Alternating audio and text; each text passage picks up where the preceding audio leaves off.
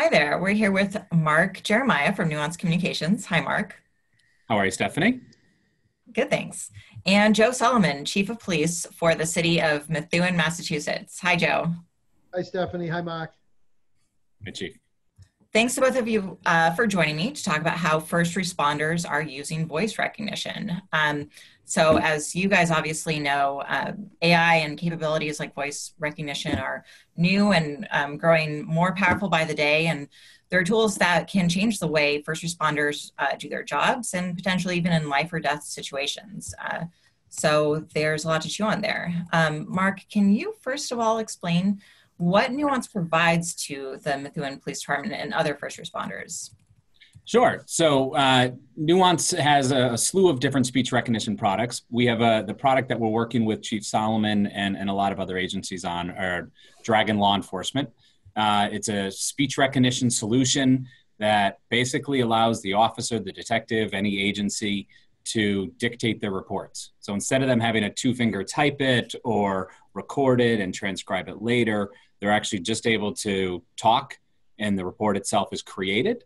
And it's really integrated directly into their own workflow. So it could be if the detective's back at the station, or what we're seeing more and more of are computers being put into the cars. Cars are parked on the side of the road and officers are being out there to make sure that they're being shown in public and being seen, as well as asking, and Chief can talk more about this, create the reports, right? So there's the car's parked on the side of the road or on the side of the highway, their heads down, they're not being situationally aware. And unfortunately, there's a lot of crime and people, sneaking up on officers all the time and doing bad things. So, this is allowing people to really, I've got a microphone here, they just talk and it creates the report right for them. So instead of, I was mentioning the two-finger typing, that now, just like when we talk, you talk and you give so much more detail versus when you're typing, you stop, you think, you're multitasking a lot of different ways. So we've been out there selling Dragon Law Enforcement now for the last year or so, and have had some really great adoption. Chief Solomon and his group there have been one of our early success cases, and so really excited for it. Awesome. So Joe, can you tell us a little bit about how exactly it's being used in your police department, how it's making your job easier? Sure, and everything that Mark said really talks about the whole product together for us. I think the biggest advantage that I see is officer safety. So for me, as Mark was talking about that heads down approach, I've seen over the years, because we have patrol PCs, officers sitting somewhere as I drive by and have no clue that someone drove by. So being able to use Dragon Law Enforcement and staying out in the street, and I call it the heads up display. So as they're talking their report, they literally can still monitor everything, which I think helps prevent ambushes on police officers. And it just keeps that presence up in the street. So before we didn't want officers writing reports in the cars because they weren't paying attention to the surroundings, because they're paying attention to the report for that half an hour, and we don't want something to happen to them. So although we had patrol PCs, we were bringing everyone back in the station for safety. The last 3 years, the number of ambushes on police officers, particularly in their cruiser, has just grown around the country. So with the Dragon Law Enforcement now, we like to call it the heads up talk the report. And so number one always for me is safety. Number two, efficiency, productivity, and exponential manpower presence. So now my cruiser is sitting here, my cruiser is sitting there, my cruiser is sitting there. I don't have 3 officers in the station working a report or coordinating during the day. I have that presence of having a cruiser out there. Number one, safety. Number two, we're getting a much better paint the picture. We talk all the time in report writing. It's all about painting the picture. So before, just the facts, man, police report you get with just the bare minimum, now you get more detail, and you'll get the chairs turned over to domestic, the person crying. One thing cops hate to do is write. And we tell them in the academy, I was there this morning, you're going into profession, that's what we do, we write. Nobody wants to write, but you have to write. So it's really increased the efficiency of the reports, the time savings of officers traveling back and forth, a much better detailed report, and ultimately more presence, because if you're at the station, you have a call in your area and you got to pack up your stuff and go to the call, there's a delay in response time. Now the response time is responding right from your sector. So overall, win-win-win for us. We think it's fantastic. We have the whole department using it. All uniformed. We started out with just uniforms and detectives. Then we spread it out to all our specialists. So everybody's using it. Even for the detectives, taking notes. And instead of having to manually take notes at an interview, they could literally dictate their notes and then have that in writing. Think of the manpower savings it is from pen and paper. You can't type notes when you're doing an interview. So you're either handwriting them and then you're going to come back and type them all, or while you're there and you're taking notes, you can dictate your notes. Or if you even have hand notes, you can come back and dictate them. It saves the time from typing, because out of the 100 of us, there's probably 4 people that can actually type with both hands. The rest of us are 2 fingers like this, including me. That's really interesting. I don't think I ever really thought before about how much, note-taking and reports that police officers and law enforcement are required to take. But I guess that's a really important part of the job if, justice is going to be carried out appropriately. Yeah, hours a day, right, are built into their shifts. And all of that is the beginning of cases, right, that feed up into the legal system, into the DA system, and into the court. So everything that, Chief does, all those things that those officers create, they're documents that go into systems that then attorneys are looking at. Right. Mark, can you tell me a little bit about how voice recognition systems are tailored for law enforcement and other first responders? Are there unique challenges that have to be addressed? Like, I could imagine maybe it has to be better at picking up words in a noisy environment, for instance. Sure.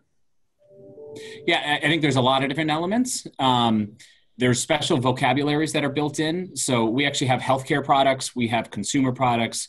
I mentioned we launched law enforcement a year or so ago, and we built very specific vocabulary. So profanity, right, is a huge one. That is enabled in this product set, but not other product sets. We also, around, street and surnames, all of those types of elements, sergeant, right? And the thing is, what's nice about this solution is we work with each department independently and say, how do you talk? How do you write sergeant and chief and this and that, right? So all of those things, so that you can sit there and you can dictate, Chief Solomon or Sergeant Solomon, and instead of it typing out sergeant, it types up SGT. Or you have street names as a perfect example, right? Every town, every city, every district, every state has their own set and unique ones, right? So the more that we can put into the system, the smarter it gets. As far as like voice recognition and noise cancellation, there's a lot of different systems out there. We're sitting here talking right now, and transcription would be fine because it's just me talking, right? Or us talking individually. When you're in an automobile with the sirens on, the windows down, and the AC blasting, right? It's still going to work, but you need the microphone, right? You do need, and this is just, what we call the Nuance Power Mic, which is just a push to talk. So it's built just like a CB radio. You push, you talk, and it works, right? And all of this stuff is built in here to actually cancel out all the surrounding noise that's happening.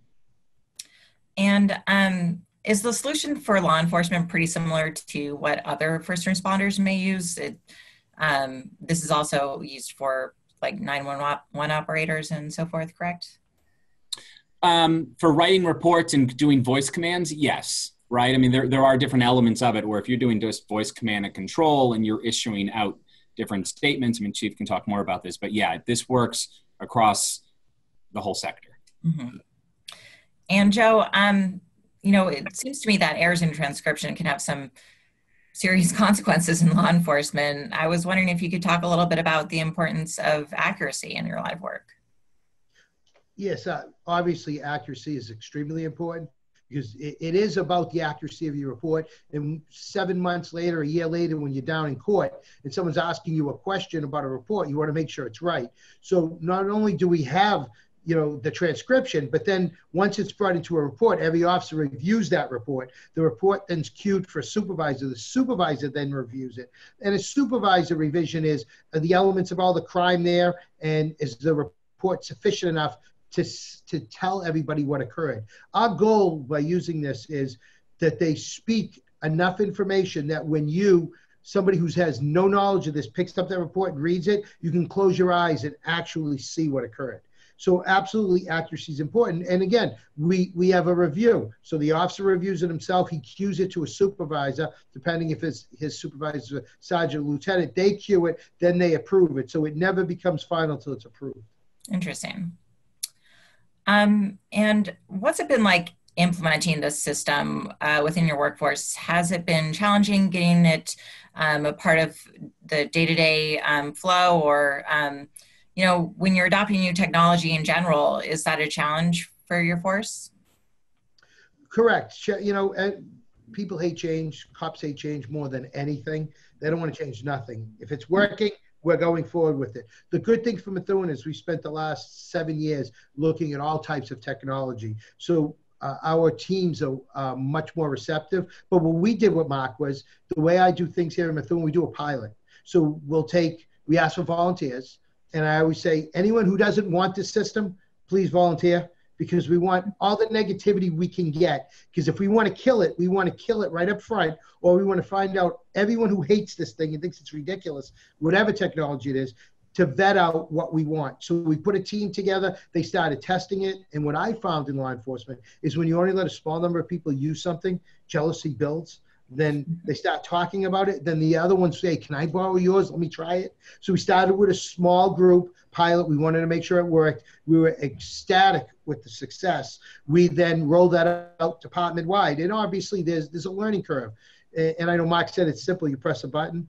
You still have to press the button. Then you got to remember to let go of the button. So when you're saying something to the guy next to you, it's not picked up. So little things like that. And then technology integration. Is the patrol PC capable of doing this? Does it, does it have the right speed?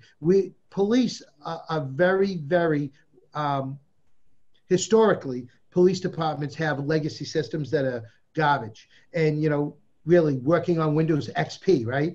And you start saying, well, we have Windows Vista and Windows XP. What are we going to do? So the good thing is, working with technology like this, it also forces you to upgrade your hardware and the systems behind that. But overall, it was like anything. There was a little, there's some skepticism initially. But once you start the pilot program, and it's all up to the guys and the ladies, they share, this system's great, the system's no good, or it's more work. Worst thing you could do is have technology that's more work.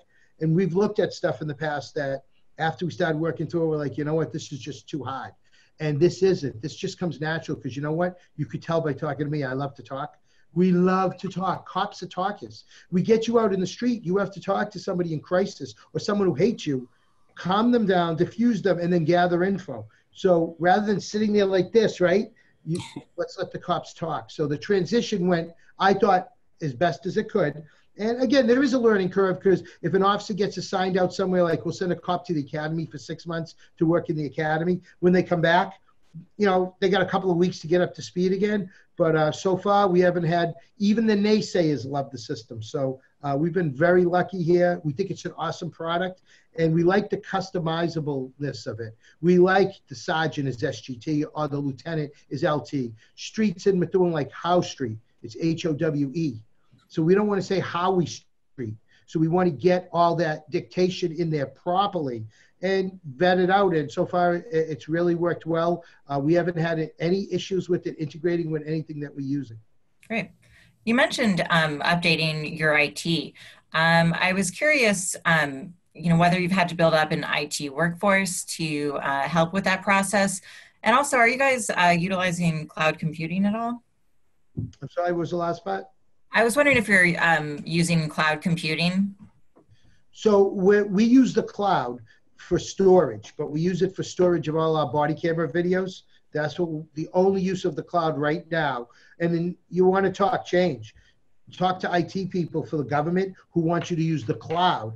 We want to use the cloud, and they're like, oh my God, everybody's going to steal your info, until they felt comfortable with the encryption and decryption that we had through Axon.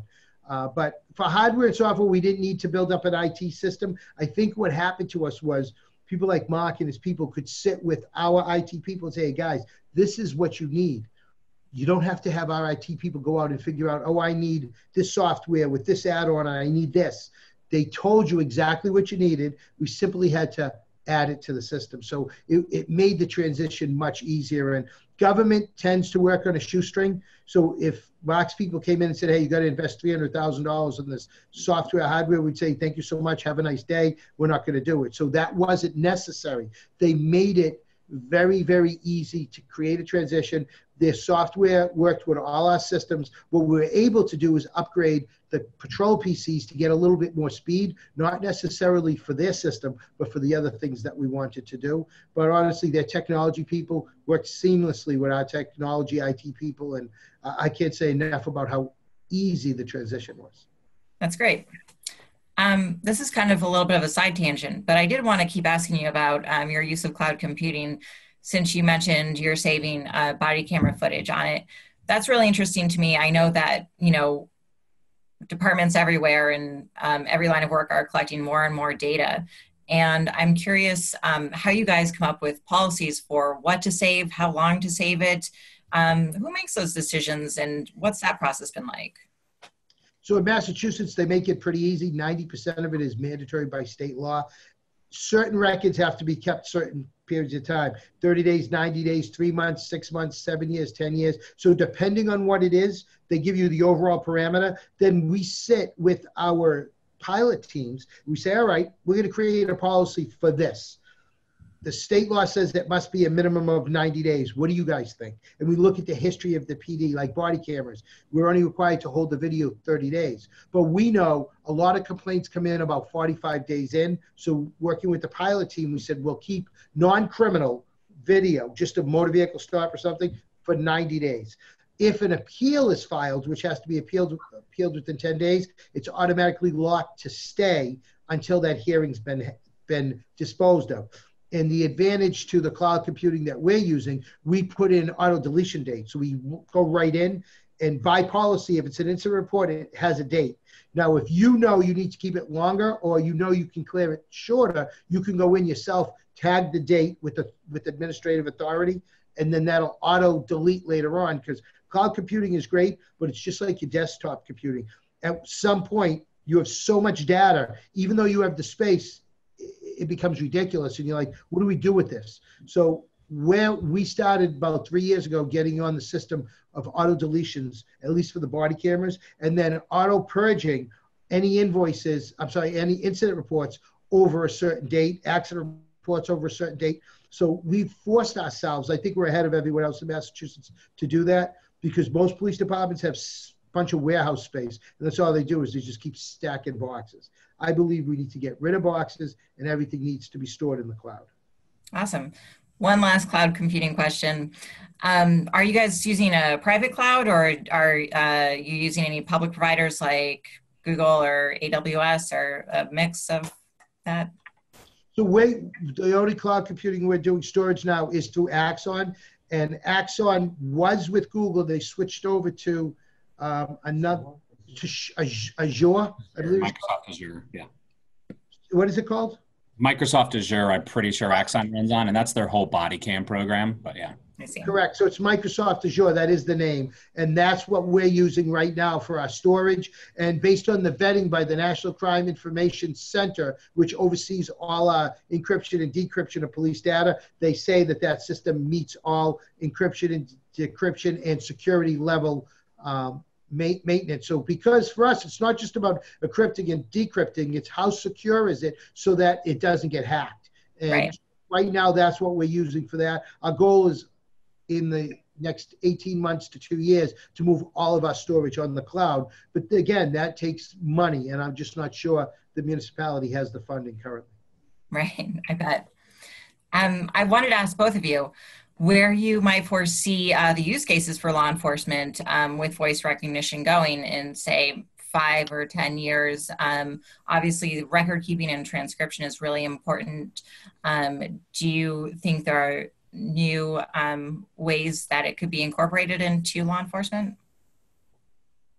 Chief, you can go or I can go. I mean, because I can tell you from, we can't commit it to any roadmaps or anything like that as a public company, obviously, right? But if you think about the amount of data that Chief was just talking about with video cam footage, with interviews, there's still so many recordings out there that we are working on technology that can parse that apart, that can listen into a video and pull out, you know, keywords. Hey, something happened here. So there's a lot of visionary things that we're currently looking at, and we kind of have very early on in the labs. We're out talking to body cam vendors. We're out talking to other record management systems like a Next Gen that we were talking about earlier. So that we're out there as the voice rec experts trying to partner up and really understand. We've got our ideas, they've got their ideas. How do we marry them together? There's some pretty exciting things that we're whiteboarding. And like I said, there's some early concepts that are out there at this point. Wow. And I would say from us on the law enforcement side, where we're hoping to go is the ability, like currently we want to look something up like a name of an informant or a street name that pops up in a criminal investigation. We go to our records management system, we type in the name, we hit search, and you hope it comes up. We're hoping that with thousands and thousands of hours of either dictation or interviews or body cam videos, we'll type in the name of a street person that we're looking for, and it'll go out and do a complete search for it. One of the interesting things we're also looking at is taking all the body cam video, taking street video, having that all in one location and going in and saying between Wednesday at 10 p.m. and Thursday at 6 a.m., we're looking for a 2018 red Chrysler 300, and having it go to all the video and find a video that matches. And when you look at major incidences that occur across the nation, like unfortunately the Boston Marathon bombing, you look for crowdsourcing. And we look to being able to gather all that data, bring it in together, and do an artificial intelligence analysis of maybe it's the kid with the white baseball cap, maybe it's the person wearing the black backpack, and being able to do those auto searches for us. I believe that'll be extremely beneficial to us. And then again, we all watch different TV shows, and we're hoping at some point we're going to be able to press a button and have an earwig in that's going to start a recording and listen to what we're saying, and then maybe take that person's name and date of birth and run a records check for them and give the officer feedback that facial recognition, and say the facial recognition of the person you're talking to comes back 99% accurate, that it's this person who's wanted. I truly believe, I won't see that in my career, but my new cops will see that stuff at the end of their career. And I think crowdsourcing is going to be huge for us. Yeah, that's really interesting. There definitely seems to be a lot of potential there. When you're talking about interviewing people and looking up background information, for instance, on folks you're talking to, I was curious whether you think, Joe, that the current rules around engaging with citizens and being transparent about their rights are up to speed for this level of technology development we're seeing, as it becomes easier to identify people and to record them, in very subtle ways, and identify them using voice or visual technologies. Do you think we need to have more rules written to protect people, or do you think that the current laws in the books can adapt to this new technology? Well, I believe the current laws we have need to be updated as we move forward, obviously. And I look, the law is a living and breathing animal, and it has to change with technology. But you said something very important in your question, transparency. So it doesn't work if you try to sneak around people. You got to come right out. When we did body cameras, we came out before the cameras and we did this survey, public survey. We used all kinds of social media, TV media, print media. And everyone go to this website, answer these questions. We want to see what people had to say. And it's interesting. We had a 50-50 split almost down the line. 50% of people that answered this. And by the way, they were from all over the place because it went national. So it wasn't just Methuen people. We think we need body cameras because we need to record what the cops are doing to make sure they're doing the right thing. And the other 50% of people said we need body cameras to protect our police so that when other people do things to them, everybody will know. Interestingly, as we've had this conversation locally, what do you think? We go around when there's a crime, we collect video cameras from all the different businesses in the stores. And we did a study on the main strip here on Route 28 outside my office. You can't go 200 yards without finding someone with a camera. And the funny thing is most of the cameras that people have in their house also record audio. So when you have that conversations with people, ATMs, store security, private security, they're not very upset with putting cameras up on intersections. So about a year ago, we added a whole bunch of cameras to our intersections solely to count cars. We did it and said, we're not going to take video, actually discernible video that we could monitor. We're only doing it to count cars. And during the public hearing, people coming up saying, we don't understand this. Why don't you people want to have the recording so you could see who's driving through your city? We're like, we actually thought it was going to be the other way. And the public said, no, we want you to know what's going on. The only time we're going to complain is when we're committing a crime. But there has to be rules about that. So you have to be transparent and say to them, we're only going to access this video for certain reasons. We're not going to access it just randomly. Even the body cameras, we met with the ACLU from Boston. We sat with them and designed our policy to say we will not do random body camera video searches currently to find officer discipline issues, because they were worried that wasn't about the public so much, but that we'd use the video to discipline cops. So everything, I believe the law has to catch up with us, but sometimes it takes somebody standing up and doing something, then letting the law catch up. But it will be amended as it goes. But I truly believe the public just wants you to tell them what you're doing. And once you make it publicly clear and you're honorable and you only do what you say you're going to do, I believe there's no problem. Great. It's interesting to hear about all the places that we can put cameras and devices to record people and their movements.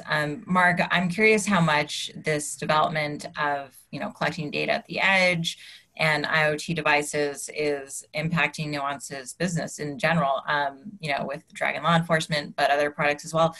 Are we going to see a lot more, voice recognition technology in other tools? There's definitely voice recognition everywhere, right? And Nuance itself, big Nuance, as I like to call it, because I'm a division and there's lots of divisions here and business units, right? We do put speech recognition out into devices. We do work with many household brands where there are small voice recognition footprints in there of maybe turn up my temperature or do these commands, turn the lights on. We work with automotive, we work with banks and call centers. So speech recognition is out there, voice biometrics is out there, and Nuance is definitely leading that forefront.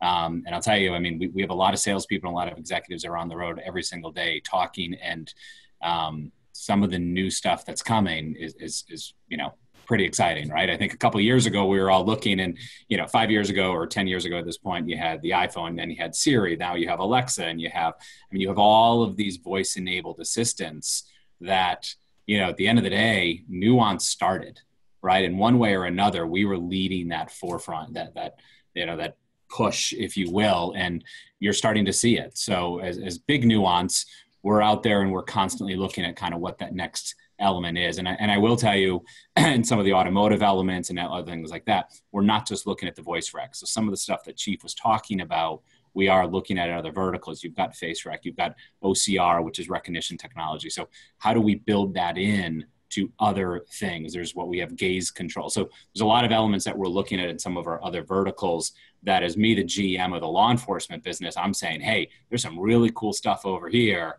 that we should be looking at. How do we adopt over to here? So yeah, some of it is out there. A lot of it is cloud-based. A lot of it's still on-prem. I think where you're headed around the edge element was, Chief said this industry is, we're all moving together with updating technology in law enforcement, right? They're perfectly happy because Dragon runs great on the PC or on the cloud or on the mobile phone. Do we really need to be putting it out there and edge computing? I don't think we're ready for that yet. Law enforcement, I should say. Mm-hmm. Awesome. Well, this has been a really interesting conversation. Mark, Joe, thank you so much for your time. Thanks a lot. Thank you, Stephanie. Thanks, Chief.